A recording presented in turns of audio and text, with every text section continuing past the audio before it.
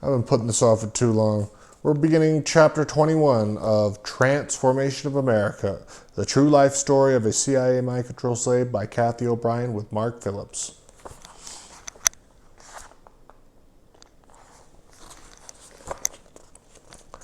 Global Education 2000. My program rolled toward implementing Education 2000 according to the plans of those ushering in the New World Order brought me back in contact with former Governor of Tennessee Lamar Alexander and eventually Canadian Prime Minister Brien Mulroney. I had met Lamar Alexander in 1978 at a satanic ritual I was subjected to in an affluent neighborhood of Nashville, Tennessee. Lamar Alexander presided over this sex-oriented occult ritual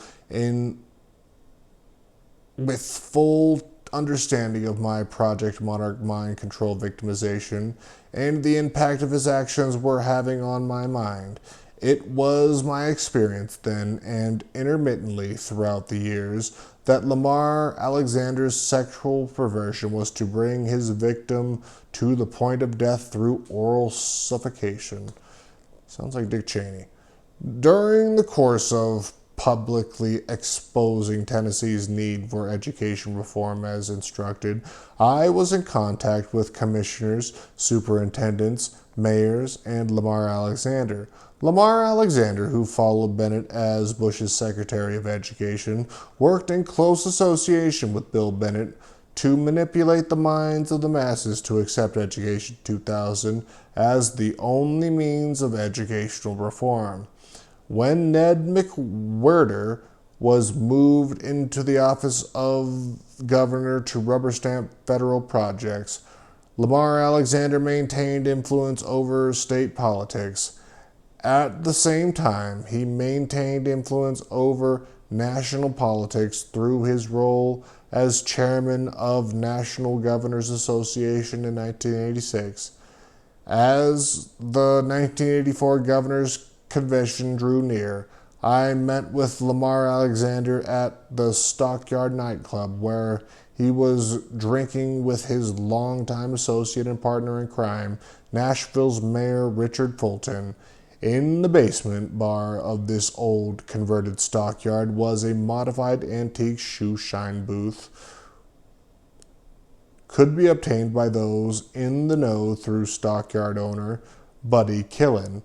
This closet-sized booth was lined in mirrors and had a small bench where Lamar Alexander sat after our business was concluded. I knelt at his feet as ordered to perform oral sex. Programmed sex slaves such as myself were trained to go long periods of time without drawing a breath, and users such as Alexander stretched this time to the maximum. On this occasion, Alexander apparently exceeded the maximum. I do not recall completion of my programmed task. It was after hours when my mind control handler Alex Houston dragged my limp body from the booth, roused me, and ordered me out of the building. Buddy Killen opened a back door that was once a cattle run, and Houston half dragged me out the back exit unseen. The night of the convention, Alex Houston's youngest daughter, Bonnie, was to join me. Bonnie and I were close to the same age, and together we dressed for the occasion as a prostitute. Bonnie was familiar with Lamar Alexander and his perversions, but nonetheless was excited at the prospect of seeing old friends at the convention via Luis Mandrell, who would be entertaining there.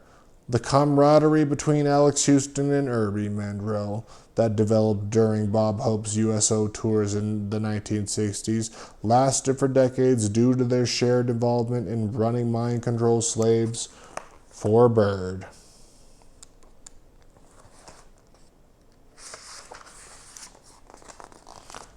Bonnie shared in this friendship with Mandrell's and was looking forward to seeing her friends in the band. I too was looking forward to talking with Luis Mandrell, but for very different reasons. Barbara had just endured her near-fatal car crash, and I was deeply concerned for her welfare. Throughout the 1980s, while traveling under the guise of the country music industry, Alex Houston toured with Barbara and or Louise Mandrill on a regular basis. Occasionally, Barbara and I saw each other in church and Hendersonville's Lord Chapel. This church was an offshoot of Billy Roy Moore's Lord's Chapel and was pastored by his mind-controlled slave, Mike Nelson, who became close friends with Barbara. Alex Houston and I were present when Mike Nelson broke program and attempted to flee for his life with Barbara Mandrell. The pastor was subdued with a stun gun and immediately relieved of his position. While Barbara frantically sought answers to the questions the two of them had managed to raise, Alex Houston was touring with Louise Mandrill in 1984 when Louise had a premonition of Barbara's imminent demise, much the same way Loretta Lynn psychically predicted her son's murder. Like the murders of Loretta's son and country music entertainer Keith Whitley. I was aware of Barbara's planned accident before it occurred due to Alex Houston's direct involvement. These traumas were also used as a means of locking up mind control belief that I had nowhere to run and nowhere to hide. Worst of all, I could not think to speak of what I knew due to my own absolute mind control. While Barbara physically survived her ordeal, her voice was silenced as planned. When Bonnie and I arrived at Opryland Hotel, we hurried to the ballroom where Louise Mandrill would be performing. My concern for Barbara detracted me from my appointment with Lamar Alexander until one of Louise's dancers who knew of my role put me back on track. "What are you going to do here?" he demanded. "You're supposed to be with Rhett Butler's restaurant now." I hurried to the restaurant where Lamar Alexander was having dinner with Senator Byrd and several governors. Byrd was participating in the function for reasons unknown to me, but I was aware that he had fiddled at the Opry. Byrd stopped eating just long enough to acknowledge my presence. "Where have you been?" "I was checking on Barbara over the show," I replied as Lamar Alexander excused himself and walked over. Putting an arm around me and turned me away from the table, he whispered, "You could wind up just like her if you don't get with the program. You've got programs to hand out, but right now you're interrupting my dinner. Have you had anything to drink?" "No, sir," I replied, traumatized at the magnitude of his threat. Lamar Alexander instructed me to leave immediately, ordered a grasshopper from the conservatory bar, and wait for further instructions. It was a matter of routine for me to order a grasshopper from Opryland Hotel Conservatory. The ice cream drink was specially made, always with a hypnotic drug in it. As sometimes happens, the waitress was unfamiliar with the process, and conservatory harp players and CIA operative Lloyd Lindroth interceded. The drug had the same effect as that administered at the DC NSA Programming Center by Bennett, and my mode was robotic compliance. After the drug kicked in, Lloyd Lindroth instructed me to proceed to the main ballroom of the hotel, where Lamar Alexander would be meeting me. The outer lobby of the ballroom was decorated in wall-sized murals that extended to the top of the Gothic ceiling. A life-size steam engine depicted on the wall appeared to be racing toward the grand staircase. I had seen the murals numerous times before, but never had they seemed so real as they did to me that night on the NASA drug. but never have they seemed so real as they did to me that night on the NASA drug. The heavy double doors leading to the ballroom caused me to feel very small as I pulled all my strength to open it. Inside the room was a sea of black suits and ties, and I was relieved when Lamar Alexander ushered me back out into the lobby. Alexander positioned me near the train mural as a cryptic indicator to those in the know that I was a trained mind control slave. I was provided a box of brown envelopes packed with the Education 2000 information I was trying to hand out to governors. Alexander instructed me on exactly what I was to say in conjunction with the message Bennett had programmed me with in D.C. Then he returned to the ballroom, where he apparently acted in the capacity of a pimp. "Are you waiting on the train?" a paunchy governor asked. "No, sir," I answered.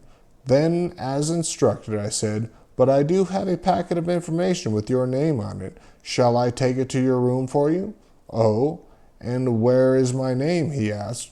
"Governor," I responded, "there actually were no names on the envelopes." "Astute," he responded. And what is it you have for me?" "This packet," I answered, handing it to him. "Anything else you want?" Compliments of Lamar Alexander and tapped Secretary of Education Bill Bennett. According to some of the men, Alexander had cued them as to my position. Others, such as then Governor of Pennsylvania Dick Thornburgh and Ohio Governor Dick Celesti, already knew me. "I've got a packet of information with your name on it," I was saying as I bent over to lift one from the box. "I don't think so," Governor Blanchard of Michigan interrupted. "Bill Bennett wouldn't stoop so low as to insult me that way. I'm doing the same thing here you are, but from a very different approach. The figures I offer reflect the success of Education 2000 in the Michigan school system." I recognized Governor Blanchard and was well aware of Michigan's ranking first in the nation in education. "Speaking of which," he continued, "I believe I see your mother more than you do these days since she is working in the schools. That little sister of yours, Kimmy, is a prime example of what a proper instruction can produce. Your little sister is coming to Mackinac to further her skills. Your whole family is a prime example of how good Education 2000 works. Yeah, ritually abused people. You're a great example, right?" I finally met up with Bonnie again in Lamar's Alexander room as the night came to close. "Bonnie, how's that snake of yours?" he asked. Bonnie, who had been filmed pornographically by CIA commercial photographer Jimmy Walker with Dick Flood's snakes, had a pet boa constrictor. "Great," Bonnie laughed. "How's yours?" "Constricted," he replied. Bonnie unzipped his pants, as she admittedly had done numerous times in the past, playfully saying, "Let it loose."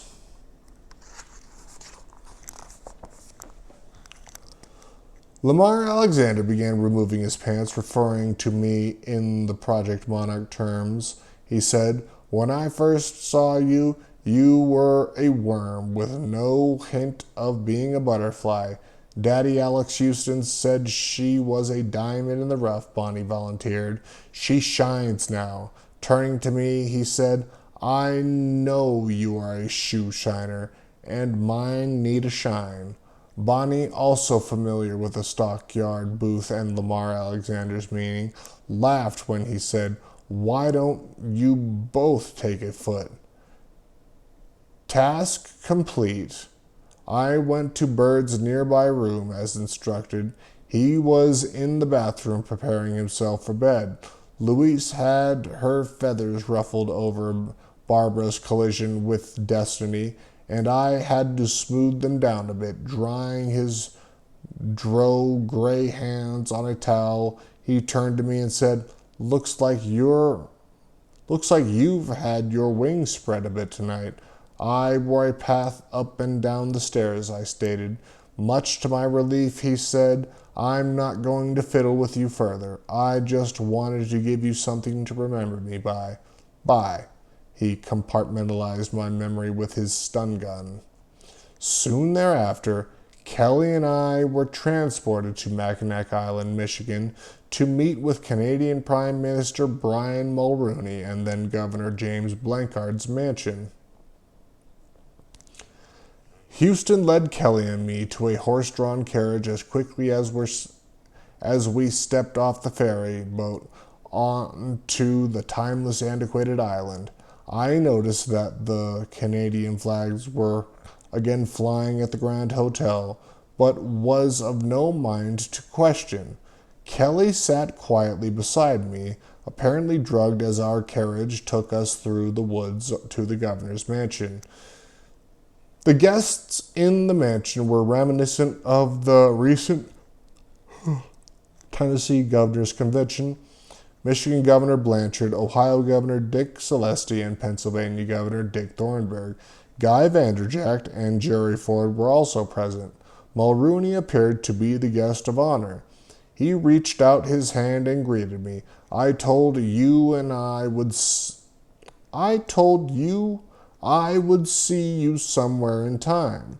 I slipped time, space, and distance to be here this evening. You and I have some ground to cover. Yes, sir. President Reagan's Global Education Secretary, Bill Bennett, has sent me to deliver this education packet directly to you. I was to deliver a large brown envelope of documents similar to those handed out at the governor's convention. I need some water.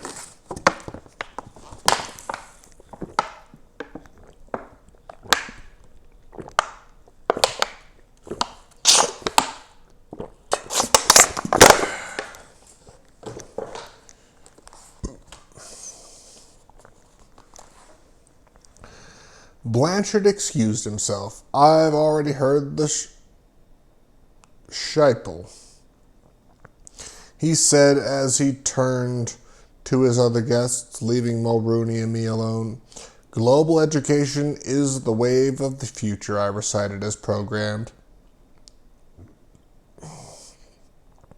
As the world gets smaller and smaller due to higher technology spanning the world,